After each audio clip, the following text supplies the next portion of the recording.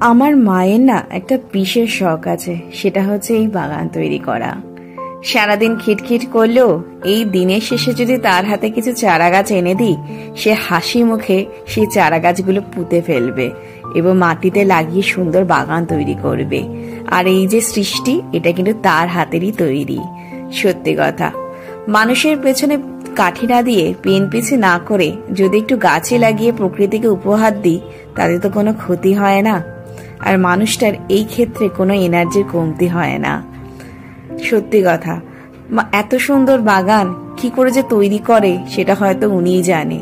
হয়তো এর মধ্যে তার কোনো নেশার ট্যাবলেট লুকিয়ে আছে, তা হয়তো আমাদেরই অজান্তে রয়েছে। আর দিনের শেষে যখন বাড়িতে ফিরলে না এত সুন্দর বাগানটা দেখি না, তখন না মনটা এমনিতেই ভরে যায়। আচ্ছা, তোমাদেরও কি এরকম বাগান তৈরি করতে ভালো লাগে? বলো কিন্তু।